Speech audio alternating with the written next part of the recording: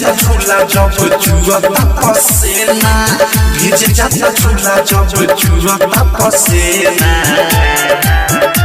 एगो लातहरा जहाँ के खातिर पोफी वाला बेना, एगो लातहरा जहाँ के खातिर पोफी वाला बेना, एगो लातहरा जहाँ के खातिर पोफी वाला बेना।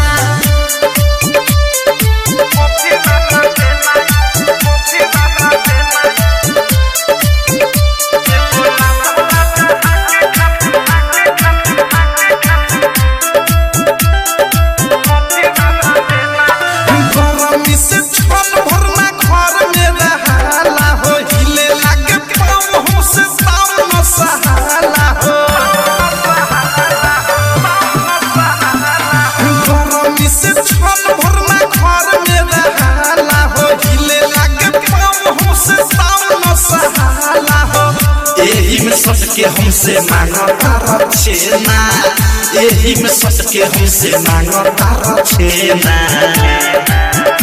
एगो लातहरा जहाँ के खातिर पोफी वाला बेना, एगो लातहरा जहाँ के खातिर पोफी वाला बेना, एगो लातहरा जहाँ के खातिर पोफी वाला बेना।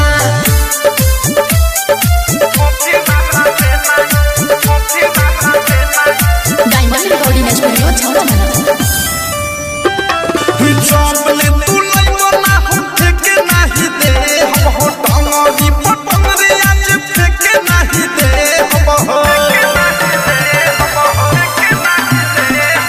चौपले तू लइबो ना हम फेके नाही दे, हम हो टंगरी पटंगरी आज फेके नाही दे, हम हो अवधि से राइडर थारू होखे फूल गेना, अनुराग बदशाह मुकेश होखे फूल गेना।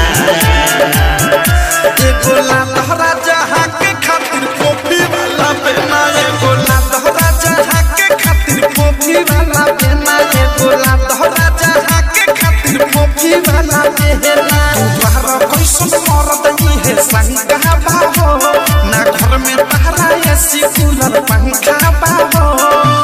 भीज जाता झूला जब चुअता पसेना, भीज जाता झूला जब चुअता पसेना।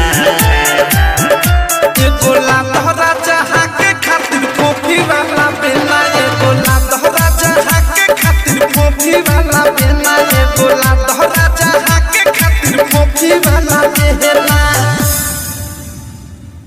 आरसीएम म्यूजिक न्यू ऐप अभी डाउनलोड कीजिए हमारे गूगल प्ले स्टोर से और पाए भोजपुरी लोकगीतों का एक से बढ़कर एक ऑडियो वीडियो सॉन्ग बिल्कुल मुफ्त।